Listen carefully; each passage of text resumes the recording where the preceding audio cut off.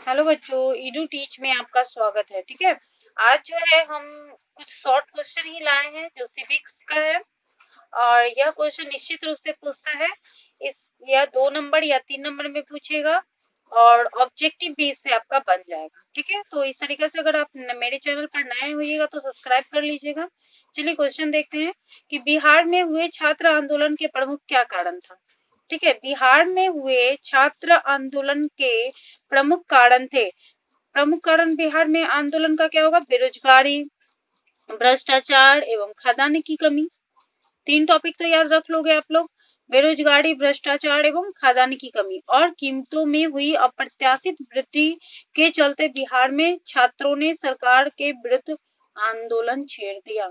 ठीक है, बेरोजगारी, भ्रष्टाचार, खाद्यान्न की कमी और कीमत में बहुत ज्यादा वृद्धि हो गया था, जिसके चलते बिहार में छात्रों ने सरकार के विरुद्ध क्या कर दिया था? आंदोलन छेड़ दिया था।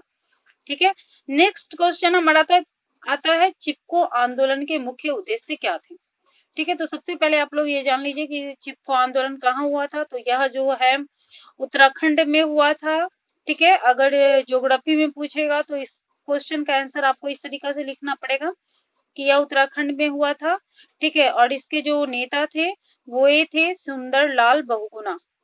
लेकिन अगर सब या सिविक्स में आपको लिखना रहेगा तो उसको आप बना सकते हैं चिपको आंदोलन के मुख्य उद्देश्य में जंगल की कटाई पर रोक तथा पेड़ को नहीं काटने देना था, है ना। इसमें जो थी महिलाएं और जो मजदूर थे वे पेड़ों को पकड़ लिया करते थे और बोलते थे कि पहले मुझे काटो उसके बाद इस पेड़ को काटना, है ना। इसलिए इसका नाम क्या पड़ा था? चिपको आंदोलन। तो इस आंदोलन में स्थानीय भूमिहीन वन्य कर्मचारी के आर्थिक मुद्दा को उठाकर उनके लिए न्यूनतम मजदूरी की गारंटी की मांग की गई थी, है ना। तो चिपको आंदोलन का यहाँ तो क्वेश्चन बन रहा है कि चिपको आंदोलन क्या है, या तो क्वेश्चन नहीं बन रहा है। इसका उद्देश्य क्या था? तो इसका उद्देश्य था कि जो भूमिहीन वन्य कर्मचारी थे, ठीक है, उसका आर्थिक मुद्दा को उठाकर उसके लिए न्यूनतम मजदूरी की गारंटी की मांग की गई थी। क्या की गई थी इसमें? कि जो गांव के लोग थे जो भूमिहीन थे, है ना, उसकी न्यूनतम मजदूरी की गारंटी की मांग की गई थी। महिलाओं ने इस आंदोलन का दायरा और विस्तृत कर दिया। महिलाओं ने शराबखोरी की लत के विरुद्ध आवाज उठाई, है ना। और इसमें क्या किया गया था कि जो मतलब कि जो महिलाएं थी उसके पास उसके पुरुष होते थे वे शराब पिया करते थे, है ना। और उसके कारण महिलाओं को काफी परेशानियां हुआ करती थी, जिसके कारण उन लोगों ने शराबखोरी की लत के विरुद्ध आवाज उठाई थी। अन्य सामाजिक मसले भी चिपको आंदोलन से जुड़े हुए हैं। ठीक है, नेक्स्ट क्वेश्चन आता है स्वतंत्र राजनीतिक संगठन कौन होता है। स्वतंत्र राजनीतिक संगठन कौन होता है? तो स्वतंत्र राजनीतिक संगठन वैसा संगठन है जो प्रत्यक्ष रूप से राजनीतिक दल का हिस्सा नहीं होता है ना। जो प्रत्यक्ष रूप से क्या होता है? राजनीतिक दल का हिस्सा नहीं होता। ठीक है, तो स्वतंत्र राजनीतिक संगठन वैसा संगठन है जो प्रत्यक्ष रूप से राजनीतिक दल का हिस्सा नहीं होता है, अपितु राजनीतिक दल द्वारा समर्थित होता है, जैसे अखिल भारतीय मजदूर संघ, भारतीय किसान यूनियन आदि। ठीक है, यह किसके द्वारा समर्थित होता है? अपितु राजनीतिक दल द्वारा समर्थित होता है ना। किसी राजनीतिक दल के द्वारा इसको समर्थन मिला हुआ रहता है। ठीक है, जैसे इसमें कुछ नाम हो गए आपको, अखिल भारतीय मजदूर संघ, भारतीय किसान यूनियन संघ। इस तरीके से अगर आपका क्वेश्चन बनेगा तो आप इसको लिखकर एग्जाम में आइएगा। नेक्स्ट क्वेश्चन है भारतीय किसान यूनियन की मुख्य मांगे क्या थी। भारतीय किसान यूनियन की मुख्य मांगे क्या थी? भारतीय किसान यूनियन ने गन्ने और गेहूं के सरकारी खरीद मूल्य में बढ़ोतरी करने कृषि से संबंधित उत्पादों के अंतर्राज्यीय आवाजाही पर लगी पाबंदियों को समाप्त करने, समुचित दर पर गारंटी युक्त बिजली आपूर्ति करने, किसानों के बकाया कर्ज माफ करने तथा किसानों के लिए पेंशन योजना का प्रावधान करने की मांग की थी। भारतीय किसान यूनियन की मांग क्या क्या था?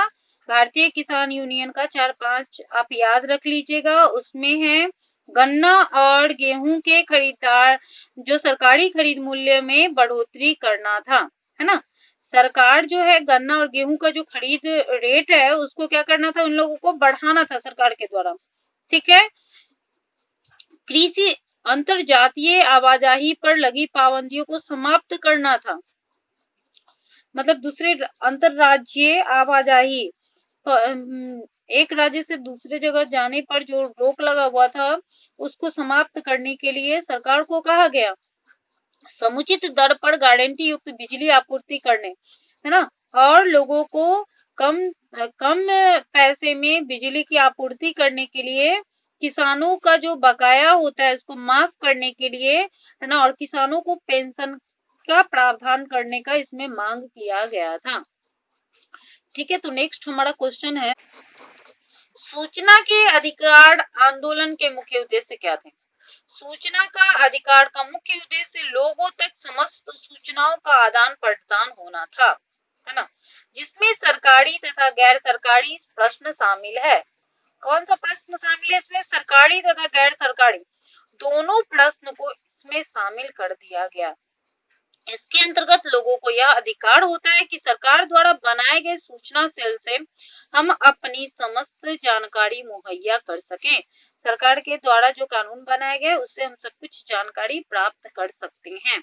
ठीक है, ठीक है, सूचना का अधिकार जो होता है उसके अंतर्गत जो है सरकारी दफ्तरों के विभिन्न कामकाज, कार्यविधि, सरकार की नीति, सरकार की भावी योजना आदि भी इसमें शामिल होता है।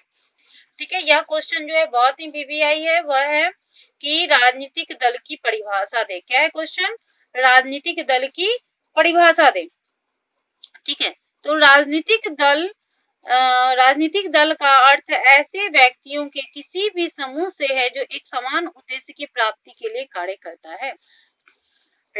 एक इंपॉर्टेंट लाइन आप लोग इसको याद कर लीजिएगा, जिसको हम अंडरलाइन कर देते हैं। ठीक है, एक ही दो लाइन अगर आप याद करते हो तो आराम से लिखकर आ सकते हैं ना। राजनीतिक दल की परिभाषा दे। राजनीतिक दल का अर्थ ऐसे व्यक्तियों के किसी भी समूह से है जो एक समान उद्देश्य की प्राप्ति के लिए कार्य करता है। ठीक है, क्या होता है कि किसी भी समूह से एक समान उद्देश्य प्राप्ति के लिए कार्य करता है। इसमें बहुत सारा लोग होता है, एक बहुत सारे लोगों का समूह होता है, एक उद्देश्य होता है और राजनीतिक दल उसके लिए कार्य करता है। यदि उस दल का उद्देश्य राजनीतिक कार्यकलापों से संबंधित होता है तो उसे हम राजनीतिक दल कहते हैं। जैसे कांग्रेस का स्थापना कब हुआ था? 1885 ईस्वी में हुआ था और उसका उद्देश्य क्या था? तो उसका उद्देश्य था हमारे देश को आजादी दिलाना। ठीक है, यदि उस दल का उद्देश्य राजनीतिक कार्यकलापों से संबंधित होता है तो उसे हम राजनीतिक दल कहते हैं। किसी भी राजनीतिक दल में व्यक्ति एक समान उद्देश्य की प्राप्ति के लिए एकजुट होते हैं, जैसे मतदान करना, चुनाव लड़ना, नीतियां और कार्यक्रम तैयार करना, है ना। नेक्स्ट क्वेश्चन है हमारा 7वां, किस आधार पर आप कह सकते हैं कि राजनीतिक दल जनता एवं सरकार के बीच कड़ी का काम करता है ना। तो आप ये जान लीजिए कि राजनीतिक दल जो होता है वह जनता और सरकार के बीच कड़ी का काम करता ही है। ठीक है, तो कैसे करता है वो हम देखते हैं कि राजनीतिक दल जनता की समस्याओं और आवश्यकताओं को सरकार के सामने प्रस्तुत करता है। ठीक है, क्योंकि राजनीतिक दल जो होता है एक दो तो होता नहीं है। ठीक है, उसमें जैसे कि बीजेपी हो गया, कांग्रेस हो गया, ठीक है, कम्युनिस्ट पार्टी हो गया, तो यह सारा पार्टी क्या करता है? एक दूसरे का, आम जनता पार्टी हो गया तो एक दूसरे का क्या करता है? जदयू हो गया, तो ये सब क्या करता है?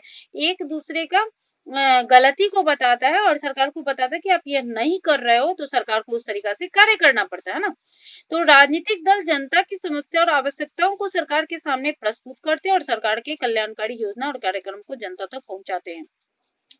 इस प्रकार राजनीतिक दल जनता एवं सरकार के बीच कड़ी का काम करता है। क्या करता है? जनता एवं सरकार के बीच कड़ी का काम करता है। अभी जो हम राजनीतिक दल बताएं वो अभी वीवीआई क्वेश्चन है, इसमें वीवीआई है और कुछ आने वाला है उसको भी हम बता दे रहे हैं, दोनों तरीका के क्वेश्चन को बता रहे हैं। दल बदल कानून क्या है? ठीक है, दल बदल कानून क्या है? यह भी वीवीआई, आप इसको देख लीजिएगा, घर पे याद कर लीजिएगा।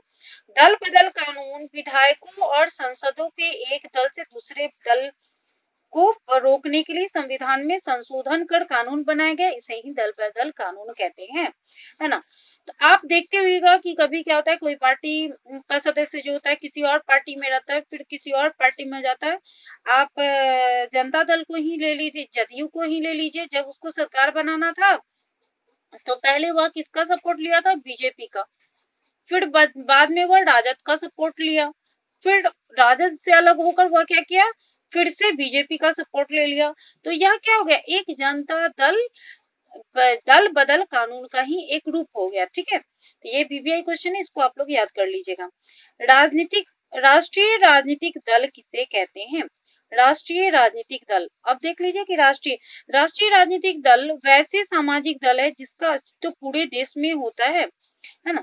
जैसे आप दो तो पार्टी को निश्चित याद रखिएगा, एक हो गया आपको बीजेपी और एक हो गया क्या, कांग्रेस। ठीक है, यह दो जो है इसको याद कर लीजिएगा, तो आपको कम से कम इतना तो याद रहेगा कि राष्ट्रीय जनता दल, राष्ट्रीय राजनीतिक दल के कुछ पार्टियों के नाम बताएं तो आप एक बीजेपी और एक कांग्रेस बता सकते हैं। ठीक है, तो राष्ट्रीय राजनीतिक दल वैसे सामाजिक दल है जिसका अस्तित्व पूरे देश में होता है। कहाँ होता है? पूरे देश में होता है।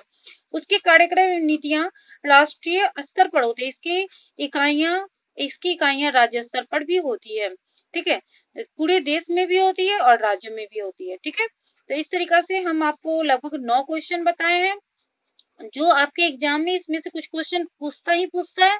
ठीक है, तो मेरे वीडियो को देखने के लिए थैंक्स।